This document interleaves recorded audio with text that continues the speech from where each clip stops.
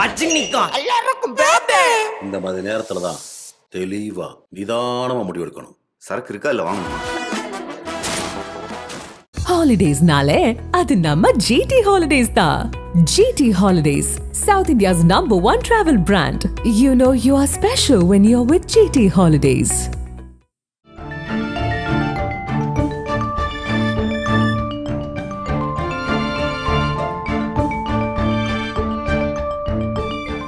உங்கள் ஜீரண கோளாறுகளுக்கும் வயிற்றெரிச்சலுக்கும் சரியான ஒரு தீர்வு.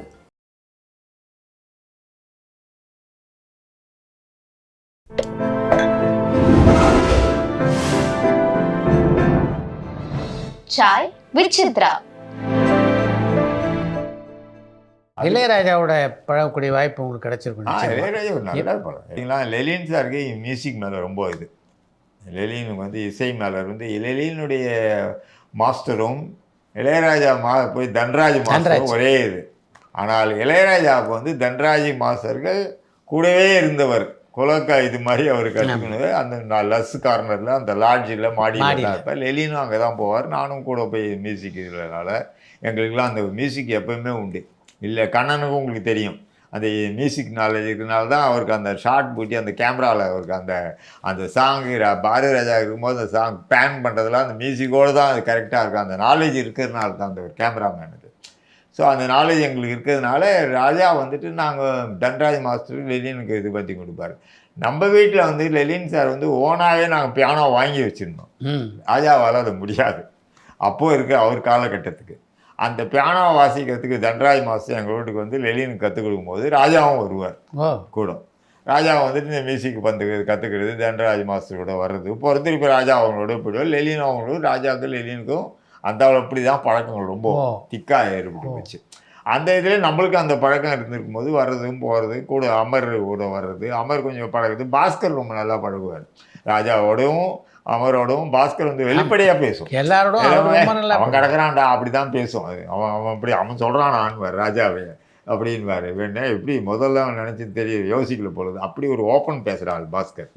ஸோ அந்த அப்படி இருக்கிறவங்களோட பழக்கனால உங்களுக்கு ராஜாவோட நல்லா நெருக்கமாக இருக்கும். லெலினோட அடிக்கடி லெலின் இல்லாமல் ராஜா இது பண்ணுறதே கிடையாது. ஈவன் அந்த காஞ்சிபுரத்துக்கு இட்டு போகிறதுலேருந்து லெலின் இல்லாமல் அந்த பௌர்ணமிக்கு போகிறதும் அந்த பொள்ளாச்சி பக்கத்தில் அந்த இவர் அந்த அம்மாவை பார்க்குறது அவருடைய பழக்க வழக்கங்கள் லெலின்ஸோட இருந்ததுனால அப்படியே இருந்தனால போய் பாடுறது வர்றது அவர் ராஜா வர்றது போகிறது. இந்த நடுவில் வந்து ராஜா வந்து உங்களோட தெரியும் நினைக்கிறேன் ஒரு 192 வயசு சவுந்தர் ஒரு சித்தர் மாதிரி எட்டு வந்து மருந்து செய்கிறதுக்காக ஒரு பெரியவர் எட்டுன்னு வந்துருந்தாங்க. கூட ராஜா கூடவே வருவார். காரில் கூடவே போவார். அவர் தங்குறது வந்து ராஜா என்ன சொல்லிட்டு உங்கள் ஆஃபீஸில் நீ தங்க வச்சுக்கோன்ட்டார். என்ன நீ வந்து அவருக்கு இது பண்ணி அவருக்கு என்ன ரொம்ப பிடிச்சி போச்சு. ஸோ ராஜாவே நம்ம ஆஃபீஸுக்குலாம் வருவார். வந்து அவங்களோட ராத்திரி ரொம்ப நேரம் இருந்து 10-12 மணி வரைக்கும் மருந்து விஷயங்கள் பாடல்கள் இடங்கள் அது இது பழைய விஷயங்கள்லாம் பேசிட்டு தான் அவர் போவார். ஸோ அதனால் ராஜா நமக்கு நல்லாவே பழக்கம். மற்றவங்களாம் இப்படி சொல்கிற மாதிரிலாம் நம்மளுக்கு கிடையாது. ரொம்ப க்ளோஸ் தான் இருப்பார். அவங்க வீட்டில் அவங்க அம்மா அதுக்கு மேலே ராஜாவுடைய அம்மா ராஜா அவங்க ஒய்ஃபு ஜீவாலாம் நம்மளுக்கு வந்து க்ளோஸு. இந்த யுவனுங்கெல்லாம் பசங்க கார்த்திகை சின்ன பசங்க இந்த யுவனுக்கிட்ட அவங்க அம்மா சொல்லுவாங்க எப்பா நீ சொல்லுப்பான்னுவாங்க. யுவன்கிட்ட படிச்சுட்டு தான் போக சொல்லுப்பாருவாங்க. அதனால அவ்வளோ படிக்க மாட்டேன். நான் சொல்ல நீ எப்போயாவது ஒரு கிராஜுவேஷன் ஆகிடு அப்புறம் நீ மியூசிக் ஃபுல்லாக இருங்கன்னு தான் யுவன்கிட்ட அப்படி பழக்கம் தான் நம்மளுக்கு ராஜாவுடைய பழக்கங்கள். வீட்டிலேயே புள்ள போய் சாப்பிட்றது வர்றது போகிறது. ராஜாவோட ரெக்கார்டிங் தேட்டரில் போகிறது வர்றது அப்படி இந்த மாதிரி ராஜா கொஞ்சம் வளர கொஞ்சம் அப்படி உங்களுக்கு தெரியும் எல்லாமே அவாய்ட் பண்ண ஆரம்பித்தார். எல்லாரையுமே வந்துட்டு தூரத்து டிஸ்டன்ஸு இது பண்ணோம்னா அவங்களே தான் விலகி பண்ணாங்களே தவிர நம்ம ராஜா விட்டு விலகணுன்றது எந்த காலத்தையும் கிடையாது, எப்பவும் கிடையாது, இப்பயும் கிடையாது. அவர் தான் டிஸ்டன்ஸ் பண்ணணும், நம்மளும் டிஸ்டன்ஸாக இருப்போன்றது அவர் விரும்பினாரு, நம்ம ஒதுங்கிட்டோம், அவ்வளோதான். நம்மளுக்கு அது ராஜா வேறு ஒன்றுமே கிடையாது. இது வரைக்கும் நம்ம சந்திக்கவே. லெனினுடைய எடிட்டிங் திறமை பற்றி அப்பா எப்போது பேசியிருக்காரா? லெனின் வந்துட்டு ஒரு டிஃப்ரெண்ட்டான இதுதான். பீம்சிங்குடைய பையன் சொல்லி அவர் விருப்பப்படுறதில்லை இன்றைக்கி வரைக்கும் கூட. லெலினுடைய அப்பா பீம்சிங்னு சொல்லி தான் யாராவது கேட்டாங்க. அவருடைய அப்பாவாக இவருன்ற மாதிரி தான் இன்றைக்கும் லெலினுக்கு அப்படி தான் ஒரு இது பேர் இருக்குதே தவிர, ஏன்னா அவர் அந்த எடிட்டிங்கில் ப்ரூவ் பண்ணிட்டார். அது ஒரு எடிட்டிங்கில் வந்துட்டு அது ஒரு 7-8 நேஷ்னல் அவார்டெலாம் வாங்கி டைரக்ஷன் தாங்க தனிமையாக ஒரு தனித்தத்துவம் அவருக்குன்னு வச்சுக்கிட்டாரு. ஒரு அடையாளத்தை உண்டு. அப்பயே ஃபாதர் கிட்ட இருக்கும்போது கூட வந்து எடிட்டிங்கில் சேர்ந்தார். சேர்ந்துட்டு கூட நீங்கள் வந்து பார்த்தீங்களா அவர் ஏவிஎம் மூலமாக தான் வந்து அந்த கோப்புன்னு இருப்பார், ஆர்ஜி கோப்புன்னு ஒரு எடிட்டர், அவர்கிட்ட தான் அவர் சேர்ந்தது. அப்படி இருந்தது தான் அப்போ பாலுதரன் சிங்க கிட்ட வந்தது. ஃபாதர் கிட்ட வந்துட்டு டிஃப்ரென்ஸாக தள்ளி தான் இருப்பார். இவர் வந்து தனியாக போய் கற்றுக்கணும், அங்கே போய் பாம்பேக்கு போயிட்டு பாம்பேயில் போய் இருந்துப்பார், அவங்கக்கிட்ட எடிட்டர் கற்றுக்கிறது, அப்படி கற்றுக்கிறது தான் வந்து லெலின் இருந்தார். தவிர லெலினுடைய இது படங்கள் வந்து ஃபாதர் இருக்கும்போது அவர் எடிட்டிங் தனியாக ஒன்றும் பண்ணலை. அப்போ ஃபாதர் இருக்கிற வரைக்கும் இப்போ ஏன்னா துரசிங்கமே இருந்துட்டார் ஃபாதருடைய படத்தில் எல்லாமே எடிட்டிங். லெலின் அவர் கூட அசிஸ்டண்ட்டாக இருந்தேன்னா லெலின் அந்த பாவம் மன்னிப்புலேருந்து லெலின் அந்த கூடவே அவரோட அசிஸ்டண்ட் எடிட்டராகவே வந்ததுனால லெலினுக்கு அந்த இதில் வருது. இருந்தாலும் அவருக்கு அந்த ஒரு இது இருக்குது, அந்த நம்ம ஒரு தனித்துவம் இருக்கணும், நம்ம அப்பா பேரை சொல்லி நம்ம எங்கேயுமே போய் இது பண்ணக்கூடாது, எங்கேயுமே சான்ஸ் கேட்கக்கூடாது, நம்மளுக்குன்னு நம்மளுடைய இது கேட்டு வரணும்னு சொல்லி தான் வந்து அதில் வந்து அந்த காலகட்டத்தில் அது வந்து ப்ரூவ் பண்ணிட்டார். அதில் ஒன்றும் இன்றைக்கூட வந்து லெலின்னு சொன்னால் லெலின் தான் தெரியுமே தவிர, அப்போ கேட்டால் தான் அவர் பீம்சிங்குடைய புள்ளன்னு சொல்லதான் தெரியுமே தவிர, அந்த இதை வந்து இன்றைக்கும் வந்து மெயின்டைன் பண்ணுறாரு. கண்ணனுடைய தனித்திறமை பற்றி நீங்கள் என்ன நினைக்கிறீங்க? கண்ணனுடைய தனித்திறமை எனக்கு என்னன்னா, கேமரா ஹேண்டில் பண்ணுறதுல அவரை எனக்கு தெரிஞ்ச வரைக்கும் நான் பிகினிங்லேருந்தே நாங்கள் வந்து ஃபஸ்ட்டு ஒருத்தோடனே நான் படம் நான் கொடுத்ததே வந்து கண்ணனுக்கு ஒரு நடிகை நாடகம் பார்க்குற ஆள் வந்து கண்ணனுக்கு இண்டிவிஜுவலாக கொடுத்தது. அதை பார்த்துட்டு தான் பாரதி ராஜா வந்து கண்ணனை கூப்பிட்டாரு தவிர, அப்போ கண்ணனுடைய வந்து அந்த ஒரு பிறவியிலே கண்ணனுக்கு எப்படின்னா ஒரு கேமராவை பற்றி ஒரு கண் அவருக்கு எப்பயுமே அந்த இது உண்டு, எப்படி எடுக்கிறது, அது அந்த கேமராவில் சொல்கிறாங்களே ஷார்ட் வைக்கிறது, அந்த இதெல்லாம் இப்போ இது சொல்கிறது கரெக்டாக இருக்கும். மியூசிக் நாலேஜ் வேறு. ஸோ இந்த ரெண்டுத்துலேயும் வந்து கண்ணனை அடிக்கவே முடியாது, பீட் பண்ண முடியாது. அது வந்து நடிகை நாடகம் பார்க்குறாலே தெரியும். ஒரு கேமரா வந்து அந்த காலத்தில் அந்த அவ்வளோ பெரிய மிச்சல் கேமரா, அந்த கேமரா அந்த ஏரி ஃப்ளெக்ஸ் கூட அது திருப்பி அப்படி நின்றுச்சுன்னா அது கரெக்டாக தான் நிற்கும். இப்போ சில இதெல்லாம் பார்த்தீங்கன்னா தேடுவாங்க, அப்படி நின்ன உடனே பிரேம பிடிக்குது. அது கண்ணங்கிட்ட அதெல்லாம் சொல்கிறதே கிடையாது. ரன்னிங்கில் எங்கெல்லாம் மூமெண்ட்லேயே போய் அப்படியே பிடிச்சின்னு வருது. அது கயிறுடைய பக்குவமா இல்லை இதுன்றது அதிசயம்தான். அது கண்ணனுக்கு இருந்தது பெரிய விஷயந்தான். பட் இன்னமும் அது கண்ணன்லாம் வந்துட்டு தனியாக ஒரு டைரக்ஷன் பண்ண கூட தான் இருந்தது. பட் நான் தான் கண்ணன்கிட்ட சொல்லுவேன், அப்பா அந்த வேலையை வச்சுக்காத, ஏன்னா அது டைரக்ஷன் பண்ணால் அதோட ஒன்று விட்டுருவான், கேமரா எடுக்கிறதுக்கு போயிடும், நீ இப்படியே ஃபுல் மெயின்டைன் பண்ணுன்றது தான் ஃபுல் இது கண்ணன். அப்பாவோட பணியாற்றிய அனுபவம் எப்படி இருந்தது கண்ணனுக்கா? கண்ணன் வந்து அதுக்கு தான் நடிகை நாடகம் பார்க்குற ஃபாதர் வந்து பண்ணும்போது சில நேரம் சில மனிதிலே கண்ணன் வந்துடுச்சு. அந்த விட்டல் ராவ் கிட்ட ஃபாதர் வந்து டிப்ளமா அவங்க படிச்சுருக்கும் போதே வந்து சில நேரம் சில மனிதிலே வந்து ஒர்க் பண்ணுறது போகிறது வந்து இருந்தனால ஃபாதர் வந்துட்டு ஒரு வேளை இருந்திருந்தால் கண்ணன் கொடுத்துருப்பார். இந்த ஃபாதருடைய படங்களில் வந்து கண்ணன் பண்ணியிருப்பார். அப்போ இல்லாதனால வந்து கண்ணன் வந்து வேறு இது கிடையாது, தனக்கு ஃபீல்டில் ஒன்றும் கிடைக்காதுன்னு சொல்லி நடிகை நாடகம் பார்க்குறாங்க. கண்ணன் குன்றத்தூர் தோட்டத்தில் தான் போய் உட்காந்துன்னு மாடு வாங்கின்னு உட்காந்துன்னு தான் இருந்தார் தவிர, அதுக்கப்புறம் பாரதி ராஜா கம்பெனியில் கூப்பிடுறாங்கன்னும் போது தான் கண்ணன் குன்றத்தூர்லேருந்து தான் கிளம்பி வந்தது. மெட்ராஸுக்கு வந்து பாரதி ராஜா போய் பார்த்தது. அது அந்த முதல் படம்னா அது நிழல்கள் தானே ஃபஸ்ட்டு படம். நிழல்கள் ஃபஸ்ட்டு படம் பண்ணது. பட் அந்த நிழல் படத்துலேயே வந்து கண்ணன் பிரமாதமாக பண்ணியிருந்தது. இப்போ அதில் பாரதி ராஜா வந்து அசந்திருப்பார் அதில். அதுக்கப்புறம் அலைகள் ஓயில் அதுக்கெல்லாம் வந்துட்டு வச்சு ஒரு தனி ஒரு இது தான் கண்ணன்கிட்ட. அது வந்து அது ஒரு கேமராமேன் ஒரு ஸ்ட்ரெயின்லாம் எடுத்துக்காது, ஒரு மற்றவங்க மாதிரி கேமராமேனில் டென்ஷன் ஆகிற வேலையே இருக்காது கண்ணன்கிட்ட.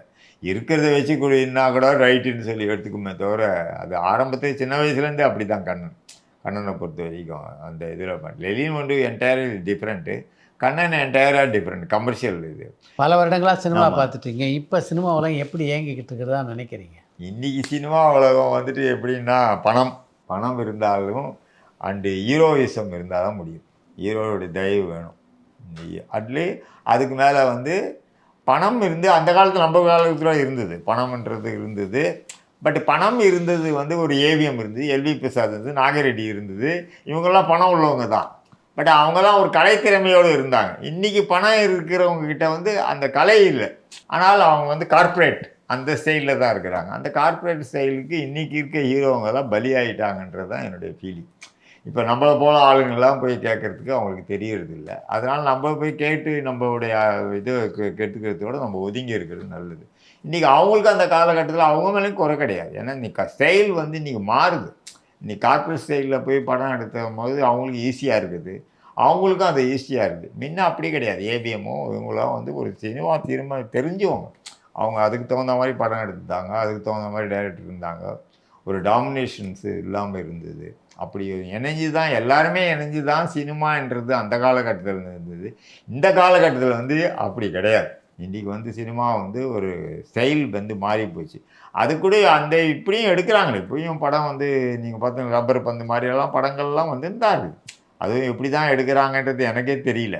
எப்படி இந்த காலகட்டத்தில் அது ஒரு 3 கோடி 5 கோடி செலவு பண்ணி, ஆனால் இந்த ஓடிடி வந்தது கொஞ்சம் பிரமாதமாக இருக்குது. கொஞ்சம் ரிலீஃப் இருக்குது. எனக்கு தெரிஞ்ச வரைக்கும் இன்னும் கொஞ்சம் கொஞ்சம் போக போக ஓடிடிக்காரங்களே படம் எடுக்க ஆரம்பிச்சிடுவாங்கன்னு நினைக்கிறேன். ஏன்னா அவங்களுக்கு சர்வே பண்ணுறதுக்கு, ஏன்னா இப்போ இது உயர்த்திக்கிட்டே போவாங்க ப்ரொடியூசர்ஸ். ஓடிடிக்கு நீ இவ்வளோ கொடுத்தா கோடி கொடுத்தா தான், அது அவங்களால முடியாமல் போகும்போது என்ன செய்வாங்க, அவங்களே வந்து எப்படி நம்ம காலகட்டத்தில் வந்து டிஸ்ட்ரிபியூட்டர்லாம் வந்து படம் எடுக்க ஆரம்பித்தாங்க. ஏன்னா விலை அப்படி ஏறி போச்சு. ஒன்று நம்மளே எடுத்துடலாம். ஏன்னா அந்த அருள் பிரகாசம் தான் வந்தது, ரத்னா மூவிஸ், அருள் பிரகாசம், ஆனந்தா பிக்சர்ஸ், இவங்கெல்லாம் வந்துட்டு அப்போ என்ன நினச்சாங்க, ப்ரொடியூசர் எக்கச்சக்கமாக கேட்குறாங்க, அதுக்கு நாங்களே எடுத்துடலாம் பொழுது படம் தான் அவங்க வந்தது டிஸ்ட்ரிபியூட்டர். அதுக்கு முன்னாடி தேட்டர் ஓனருக்காரங்களும் அவங்களும் சில பேர்லாம் வந்தாங்க. அதான் அப்போ நம்ம பீரியடில் வந்து பார்த்திங்கன்னா எல்லாமே சினிமா சார்ந்தவங்களாக தான் இருந்தாங்க. இப்போ சினிமா சார்ந்தவங்களே இல்லை. அது நான் யாரும் பேர் சொல்ல விருப்பப்படல. அப்படி சினிமா சார்ந்தவங்களே இல்லை பணம் இருக்கிறவங்ககிட்ட. அதுக்கு இவங்க நடிகர்கள் இருந்தால் தான் அது முடியுன்ற மாதிரி வந்துச்சு. பெரிய லேவிஷாக தேவைப்படுது. இன்றைக்கி வந்து படம் எடுக்கிறதுன்றது பிரம்மாண்டமாக இருந்தால் தான் படம் பார்க்கணுன்ற மாதிரி ஜனங்கள் மைண்டும் அப்படி தான் இருக்குது. அப்படி தான் எடுக்கிறாங்க. அது இல்லாமல் நம்ம காலகட்டத்தில் இன்றைக்கி வந்து நம்ம தமிழில் எடுத்து அது தெலுங்கு படம் ஹிட்டானதான் தெலுங்கில் ரீமேக் பண்ணலாம், இல்லை தெலுங்கில் டப் பண்ணலாம், மலையாளத்தில் டப் பண்ணலாம், அப்படிலாம் போயிடுச்சு. இப்போ எடுக்கும் போதே வந்து அதுக்கு என்ன சொல்கிறானுங்க, என்ன ஸ்டைல் படம்ன்றாங்க. அது எல்லாம் ஒரே லாங்குவேஜ் ரிலீஸ் ஆகுது ஆன் இந்தியா பூரா. பேன் இண்டியா இன்றைக்கி அது அந்த ஸ்டைலில் இருக்குது. பேன் இண்டியாவில் வந்து ரிலீஸ் பண்ணிடுறாங்க. அதில் வந்து ஓரளவுக்கு எல்லாமே கவர் ஆகிடுதுன்னு நினைக்கிறேன். அதனால் அது பெரிய ஹியூஜ் லெவலில் இருக்கிறதுனால இன்றைக்கி சினிமான்றது ரொம்ப கஷ்டமான விஷயந்தான். அப்பாவுடைய மிக நெருங்கிய நண்பர் கலைஞர். ஆமாம். கலைஞரை எத்தனை முறை நீங்கள் சந்திச்சிருப்பீங்க? கலைஞரை வந்து நம்ம சொல்கிறதுனா பல தடவை சந்திச்சிருக்கோம். எப்படி கலைஞரும் ஃபாதரும் வந்து சொல்லவே முடியாது. 2 டிஃப்ரெண்ட்டான கொள்கைகள் இருந்தவங்க 2 பேரும் அவ்வளோ ஒரு இணைப்பிரியாகவும் உயிர் தோழராகவும் இருந்தது வந்து அது 2 பேருக்கு தான் அவங்க எப்படி இருந்தாங்கன்றது தெரியாது. பட் ஏன்னு காரணம் வந்து ஒரு வேளை அது கிருஷ்ணன் மஞ்சிக்கிட்ட இவர் இருந்ததுனால இருக்கிறனால, இல்லை ஃபாதருடைய தனித்தன்மையாலேயோ கலைஞரால் ஈர்க்கப்பட்டு தான் இருந்திருக்கார். ஏன்னா ஃபாதருக்கு வந்து பெரிய ஒரு தமிழோட இது இல்லைனாக்களோட கலைஞர் வந்து இவருடைய பிஹேவியர் வந்து லைக் பண்ணியிருக்கார். அதுக்கு தான் அவர் கலைஞரே எழுதியிருக்கார். ஆனந்த விடலில் வந்து ஒவ்வொரு வாரத்தையும் அவருடைய வந்து ஒரு தலைப்பில் எழுதி வேண்டுவார். அதில் ஃபாதரை பற்றி எழுதியிருக்காரு. ஒரு காலத்தில் வந்து எனக்கு வந்து சைனஸ் ட்ரபிள், நான் ரொம்ப அவஸ்தைப்பட்டேன். அந்த காலத்தில் வந்து ஃபோன் வசதி கிடையாது, இந்த மாதிரி மொபைல் வசதி கிடையாது, டாக்டர் வசதி கிடையாது. பட் ஒரு டாக்டருக்கு வந்து ஃபேமஸாக வந்து எக்மோரில் இருந்தார். அந்த டாக்டர்கிட்ட எனக்கு வந்து மூக்கில் சளியும் நான் வந்து ஹாஸ்பிட்டல் தங்கியிருக்கும்போது அன்று இரவு என் கூட பீம்சிங் கூடவே இருந்தார். என் மூக்கிலேருந்து வழிகிற அந்த சளியும் ரத்தத்தையும் மூக்கிலேருந்து வழித்து தன் கையால் எடுத்து போய் பக்கத்தில் இருக்க பேஷனில் கழுவிட்டு வந்து என் மூக்கை தொடச்சின்னு இருந்து ஃபோன் பண்ணி வீட்டுக்கு சொல்ல முடியாமல் கூட ராத்திரி பூரா என் வீட்டிலே இருந்து என்னை பார்த்து என்னை ஹாஸ்பிட்டலில் இருந்து டிஸ்சார்ஜ் பண்ணி என்னை வீட்டில் விட்டுட்டு போன அந்த நட்பை இன்று வரைக்கும் நான் மறக்க மாட்டேன். பல பேருக்கு தெரியாது இன்றைய பீம்சிங் என்று யாருன்றது. எனக்கு அந்த மாதிரி என்னுடைய நண்பர்ன்றது என்னுடைய நட்புக்கு இலக்கணம் நான் ஒரு பக்கம் எழுதினார். அது ஆனந்தவள்ளையும் பெருசாக போட்டிருந்தாங்க. அந்த அளவுக்கு அவங்க 2 பேர் க்ளோஸு. அதே மாதிரி ஃபாதர் ஒன்று இதுவாக இருக்கும்போது படங்கள் எந்த படத்தையும் முடித்தாலும் அவருக்கு போட்டு காட்டாமல் இருக்க மாட்டார். ஈவன் எந்த படம் சாது மண்டால் எடுத்தாலும் ஆலயம் எடுத்தாலும் சரி, ஏமி ஸ்டுடியோவில் தனியாக ஏசி தேட்டரில் டக்குன்னு வந்து எவ்வளோ பிஸியாக இருந்து கலைஞர் தெரியும். உங்களுக்கு எப்போ கூப்பிட்டாலும் சினிமா படம் பார்க்குறதுக்குன்னா ஈவினிங் 6 மணினாலும் ஓகே தான், இல்லை எப்போ கூப்பிட்டாலும் அவர் ரெடி தான், யார் கூப்பிட்டாலும் ரெடி தான். அந்த அப்படி இருக்கும்போது ஃபாதர்னா விடுவார். அவர் எல்லா படமும் ஃபாதர் படத்தை எல்லா படமும் பார்த்துருக்காரு. எல்லா இதுவும் ஈவன் ஃபாதர் வந்து இப்போ அவருடைய கலைஞருடைய பிறந்தநாளுக்கு ஜூன் 3 நானும் போயிருக்கிறேன் கூட. அன்றைக்கி பிறந்த நாளுக்கெலாம் எவ்வளோ பெரிய இண்டஸ்ட்ரியல்ஸ் சீஃப் மினிஸ்டராக இருக்கும்போது பல இண்டஸ்ட்ரியல்ஸ் இருப்பாங்க. பெரிய பெரிய எம்எம் ராமசாமி அவர் ஒருத்தருஸ்லாம் இருப்பாங்க. ஃபாதருக்கு அந்த இதுவே கிடையாது. நேராக உள்ளே போவார். கலைஞரை பார்த்தோன்னா வா பீம் வேறு உட்கார்ந்துச்சு பேசி 2 பேரும் பார்த்தீங்கன்னா பார்க்குறவங்க கூட அசந்துருவான். என்னடா இவ்வளோ யாருன்னு. ஃபாதர் பேரும் அவங்களுக்கு தெரிஞ்சதுனால போயிருந்தான். பட் அதுக்கு மேலே நட்புன்றது அந்த சமயத்திலலாம் அப்படிலாம் அந்த அவருக்கெல்லாம் ஃபாதர் அவ்வளோ கலைஞர் மேலே அவ்வளோ மரியாதை. கலைஞருக்கும் ஃபாதர்னா உடனே அது ஒரு ஒரு இதுவே கிடையாது, ஹெசிடேட்டிங்கே கிடையவே கிடையாது. ஈவன் நீங்கள் வந்து அமெரிக்கா போகும்போது கூட ஃபாதர் வந்துட்டு கலைஞர் போகும்போது கூட ஏர்போர்ட்டில் போய் சந்தித்து அந்த திருப்பதி பிரசாதம் ஒன்று கொடுப்பாங்க ஒரு பேக்கெட்டில் போட்டு. அது ஃபாதர் ஜோபியில் சொல்லிவிடுவார். சொல்லிட்டோன்னா அதை எடுத்துகிட்டு போயிட்டு ஃபாதர் அந்த ஏர்போர்ட்டு ஃப்ளைட்லேருந்து அப்போ இது கார்டு அப்பயே எழுதியிருக்காரு. உன் நட்பின் இலக்கணத்தை நான் விமான நிலையத்தில் கண்டேன். அந்த இதை வச்சுருக்கும் போது அதே மாதிரி ஃபாதரும் எப்படின்னா வீட்டுக்குலாம் வந்தாருன்னா திடீர்னு நெத்தியில் ரத்தம் பாயின்வார். ஃபாதர் உடனே தொடச்சிடுவார். அந்த குங்குமம் வச்சுருப்பார். அழகாக ஃபாதர் ஒரு ரவுண்டாக ஒரு குங்குமம் வச்சுருப்பார். அது இல்லாமல் போகவே மாட்டார். அந்த அளவுக்கு ஃப்ரெண்ட்ஷிப் இது பண்ணுவார். தட்டி விட்டோன்னே குங்குமம் இதுதான் பாய் சொன்ன ரத்தம்வார். ஸோ இப்படி தான் அவங்க இது பழக்க வழக்கங்கள் அவ்வளோ இது. ஈவன் ஹாஸ்பிட்டலில் இருக்கும்போது கூட ஒவ்வொரு வாட்டி அவங்க செக்ரட்டரியேட்டுக்கு போகும்போது ஆளுங்கட்சியில் சீஃப் மினிஸ்டராக இருக்கும்போதும் சரி எதிர்கட்சியாக இருக்கும்போதும் டெய்லி விசிட்டிங் இசபெல்லா ஹாஸ்பிட்டலில் வந்து பார்த்துட்டு 9 மணிக்கு அசம்பிளின்னா 8 மணிக்கு வந்து பார்த்துட்டு ஹாஸ்பிட்டலில் வந்து ஜன்னல் வழியாக அவர் வந்து வெளியே உள்ளே வர மாட்டார். நம்மளாலாம் அந்த காட்சி பார்க்க முடியாது, மூக்கில் சொறி இருக்குதெல்லாம் சொல்லி தூரத்துலேருந்து பார்த்துட்டு போவார். திரும்ப லஞ்ச் டைம் முடிய வந்து வீட்டுக்கு வரும்போது அங்கே தான் வீடு, அந்த கிளான்ஸ் எதிர்க்க அந்த வீட்டுக்கு வரும்போது திருப்பி அங்கே சிவில் ஹாஸ்பிட்டலில் மத்தியானம் பார்த்துட்டு போவார். திருப்பி ராத்திரி அசம்பிளில் இருந்து வந்தாலும் அறிவாலயத்துலேருந்து திரும்பி போகும்போது பார்த்து எப்படி இருக்காரு. இப்படி டெய்லி 3 விசிட் 4 விசிட் கலைஞர் வந்து பார்த்துட்டே இருந்தார். அதே மாதிரி தான் அந்த ஜனவரி அன்னைக்கு அவர் மறுநாள் இறந்து போகும்போது அவர் ஏதோ வெளியூருக்கு போகிறாரு. அங்கே ட்ரெயினில் வந்து காலையில் பத்திரிக்கை பார்த்துருக்காரு. தினத்தந்தியில் ஹெட்லைனில் போட்டுட்டான் பீம்சிங் மரணம்னு. அதுக்கு அடுத்து அங்கேயே இறங்கி அங்கேயே இது பண்ணிவிட்டு உடனே ரிட்டர்ன் வந்து காலையில் எங்கள் வீட்டுக்கு 7 மணிக்கெலாம் வந்துட்டார். மறுநாள் இன்றைக்கி போனவர் மறுநாள் ராத்திரி போனவர் மறுநாள் காலையிலேயும் இங்கேயே வந்துட்டார் சென்னைக்கு. அந்த அளவு வந்துட்டு அவர் ஃபாதருக்கும் இவருக்கும் அவ்வளோ ஃப்ரெண்ட்ஷிப்பு. அப்பா இறந்ததுக்கப்புறம் நீங்கள் தனியாக சந்திச்சிருக்கீங்களா அவரை? யாரை? கலைஞர் நம்மளுக்கெல்லாம் என்ன போச்சுன்னு இந்த ஃபிலிம் டைரக்டர்ஸ் இது கட்டுறாங்க இல்லையா, அப்போது கலைஞர்கிட்ட போய் பார்த்தோம். சார் இருக்கிறதே எங்களுக்கு அது ஒன்று தான், இதுக்கும் நீங்கள் டைரக்டர்ஸ் அசோசியேஷனுக்காக வீடு கட்டுறதுக்கு எடுத்துக்கிறாங்க போது அப்போ காமெடியாக சொன்னார், நீங்கள் வந்துட்டு சிட்டியில் வந்து ஒரு இடத்த இவ்வளோ காலியாக வச்சுருப்பீங்க, அந்த இடத்த சொல்கிறார். அப்போ பார்த்துங்க சும்மா இருக்குமா அரசாங்கம்ன்றார். அப்போ ஃபாதரும் வந்து இருந்தார், ஒரு சிரிச்சுக்கிட்டே என்ன பாய் பசங்க அப்படி பேசுகிறானுங்க அப்படின்னாரு. அப்படி அந்த அளவுக்கு தான் அவங்களுக்கு பழக்கமாக இருக்குது. அதுக்கப்புறமா வந்து திருமண மாலைங்கள்லாம் பிஸியாக இருந்தாங்க. பழையோட குருசாமிலாம் வந்து போய் கூப்பிட்டுருப்பாங்க. ஏன்னா அது வந்து நம்ம சந்திக்க விரும்பலை. அது காரணம் பல இது வந்துட்டு லெலின் சார் நம்மளுக்கு அந்த டிஃப்ரெண்ட் இருந்ததுனால அப்படியே இருந்துட்டோம். இப்போ சந்திக்க வேண்டிய ஒரு சூழ்நிலை நம்மளுக்கு வரலை. அவங்கள போய் பார்க்கணும், கலைஞர்கிட்ட பார்த்து இது கேட்டுக்கணும், அது கேட்கணும், இது கேட்கணும், இது பண்ணுங்க அது பண்ணுங்க, நம்மளுக்கும் அந்த மாதிரி ஒரு இதுவும் வரலை. ஏன்னா அது ஃபாதர் இறந்த பிறகு டக்குன்னு அப்படியே வந்துட்டு ஞானராஜசேகரன் அப்படியே பாரதி அப்படியே வந்து பெரிய மீடியா ட்ரீம்ஸு டெய்லி இப்போ இன்றைக்கி கூட நான் பாருங்கள் ஒரு இடத்துல நம்ம ஒர்க் பண்ணின்னு தான் இருக்கோம். ஸோ அந்த ஒரு கமிட்மெண்ட் இருக்கிறதுனால நம்ம என்ன ஆகிடுதுன்னா இவங்கள போய் பார்க்கணும், இவ்வளோ எம்ஜிஆரை போய் பார்க்கணும், இதில் ஜெயலலிதா அம்மாவை போய் பார்க்கணும். ஈவன் ஜெயலலிதா அம்மா வந்து கூட டெல்லியில் வந்துட்டு ஃபிலிம் இன்ஸ்டியூட்டுக்கு வந்து இதுவாக இருக்க சொன்னாங்க, பிரின்ஸிபாலாக வந்து போடுறோம். லெலின் தான் அதெல்லாம் முடியாது, நம்மளுக்கு அந்த வேலையை கமிட்மெண்ட்டு நம்மளுக்கு வேண்டான்ற மாதிரி இது பண்ணி. ஈவன் கலைஞர் வந்துட்டு ஒரு வாட்டி வந்து லெலின் வந்து சுதேசம் தினமணியில் எழுதிச்சு, இந்த ஃபிலிம் இன்ஸ்டியூட்டை வந்து திறந்துட்டாங்க, கவர்மெண்ட்டே பார்த்துக்கிறது கிடையாது, அங்கே வந்து கலர் லேபுக்காக மிஷின்லாம் எடுத்து வந்து வச்சுருக்காங்க. ஆனால் அந்த மிஷினை வந்து கலர் தண்ணி வந்து சரியில்லைங்க, அந்த கெமிக்கல் வந்து அந்த லேபுக்கு ஒத்து வராது, மிஷினெல்லாம் துரும்பிடிச்சி போய் கிடக்குது, அப்படியே கிடக்குதுன்னு சும்மா எழுதினார். ஒரு தடவை கலைஞர் முடிந்தால் போய் பார்க்கட்டும்னு சொல்லி பிடிச்சிருந்தார்.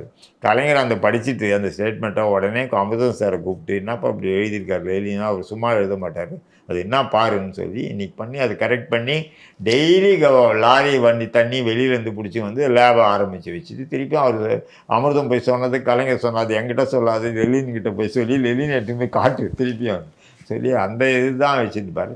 அதே மாதிரியே பெரியார் படம் 100வது நாளில் வந்து கலைஞர் தான் வந்து விருது கொடுத்தார். அப்போ நான் சந்தித்தேன்.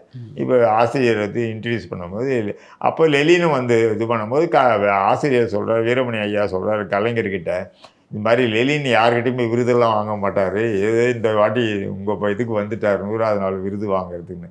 அப்போ கலைஞர் சொன்ன வார்த்தை லெலினை கன்னத்தில் அடித்து சொன்ன பேரே லெலின் இல்லையா என்றார். அவருக்கு உடனே சொல்கிறார், லெலின் இல்லையா, அப்படி தான் இருப்பார் அவர், அப்படி தான் இருப்பார்னு சொல்லி அப்போ தான் அவர்கிட்ட நம்ம பழகினது. அப்பயும் அந்த மாதிரி ஒன்றும் சொல்லியோ மற்றால் போய் பார்க்குறது நிச்சயமாக நம்ம போய் பார்த்துருந்தாலோ இல்லை இது பண்ணியிருந்தாலோ அதில் ஒன்றும் இது பண்ண மாட்டார் யாருமே. ஏன் இன்னைக்கு கூட நம்ம ஏதாவது பார்க்கணுன்னா யாருமே இது பண்ணுறது கிடையாது. ரொம்ப இது வேண்டான்றது தான். கண்ணனோட பழகிருப்பீங்க. கண்ணன் கூட பாருங்கள், பாரதி ராஜா கிட்டேன்னா அந்த பாரதி ராஜா கிட்ட தான். மற்ற ஈவன் பெரிய பெரிய டேரக்டர்லாம் வந்து கண்ணன் கிட்ட கேட்கும்போது கூட கண்ணன் ஒத்துக்கலையே. பெரிய பெரிய டேரக்டர்லாம் வந்து தான் கேட்டாங்க பாரதி ராஜா கிட்ட பீக்கில் இருக்கும்போதெல்லாம். அது மாதிரி கண்ணன் எப்படியோ அதே தான் நானும், அதே தான் லெலினும். ஜெய்சங்கரோட எந்த காலகட்டத்திலும் பழக்கம் ஏற்பட்டது? ஜெய்சங்கர் வந்து காலேஜில் விவேகானந்தா காலேஜில் படிக்கும்போது நடிக்கணும்னு ஆரம்பித்த போது வீட்டுக்கு வந்தார். ஃபாதரை பார்க்கணுன்னு வந்தார். ஃபாதர் பீக்கில் இருக்கார்.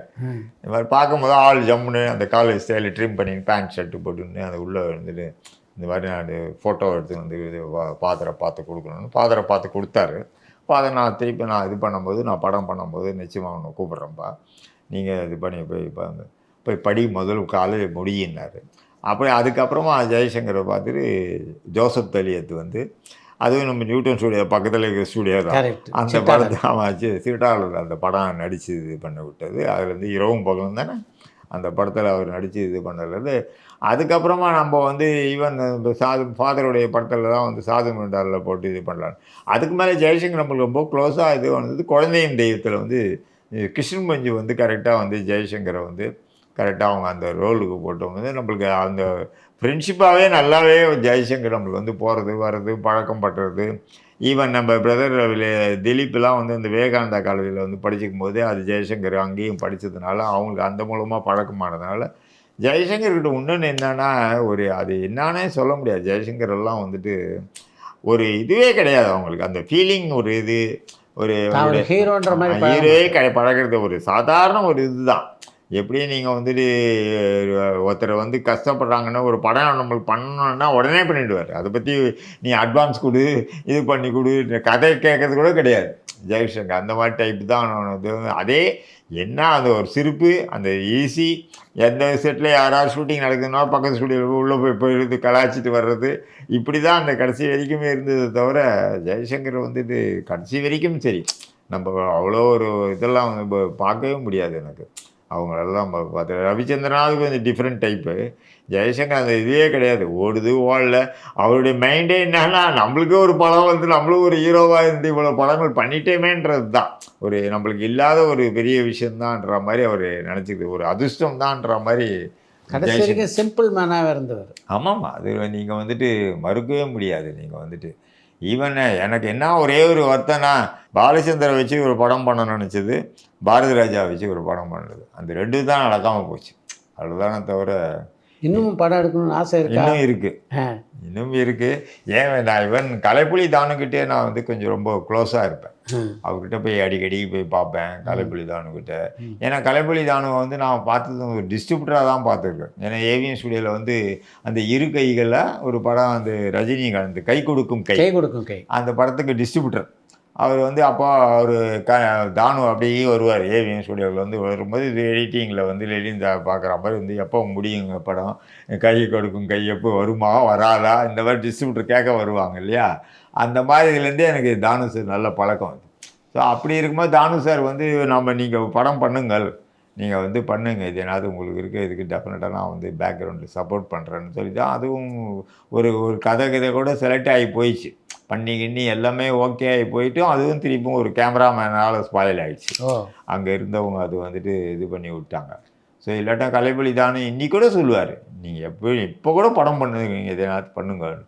அப்போ நான் வந்துட்டு வெற்றிமாறனை வச்சு ஃபஸ்ட்டு படம் பண்ண உடனே போய் கேட்டேன், நான் வெற்றிமாறனை வச்சு பண்ணுங்க சார் பண்ணலான்னு சொல்லி போய் கேளுங்க எதனாவது. நான் அப்போ வெற்றிமாறனை கேட்கல, அதுக்குள்ள நான் டெல்லிக்கு போயிட்டு போனதுனால இப்பயும் சரி படம் பண்ணணும் தான் இருக்குது, கதையும் இருக்குது. ஆனால் ஒரே ஒன்று என்னென்னா ரீமேக்கை வந்து நம்ம படம் பண்ணுறது எப்போயுமே நான் பல பேருக்கு வரவங்ககிட்ட அட்வைஸ் பண்ணுறவங்க முதல் படம் போகிறவங்ககிட்டலாம் சொல்லுவேன், நீங்கள் ரீமேக் படத்தை தெலுங்குலேருந்து தமிழ்லேருந்து தெலுங்கில் எடுங்க, சக்ஸஸ் ஆகும். ஆனால் மலையாளத்துலேருந்து இப்போ தமிழில் எடுக்கலான்னா அது சக்ஸஸும் ஆகலாம், அடிப்பட்டது தான் ஜாஸ்தி.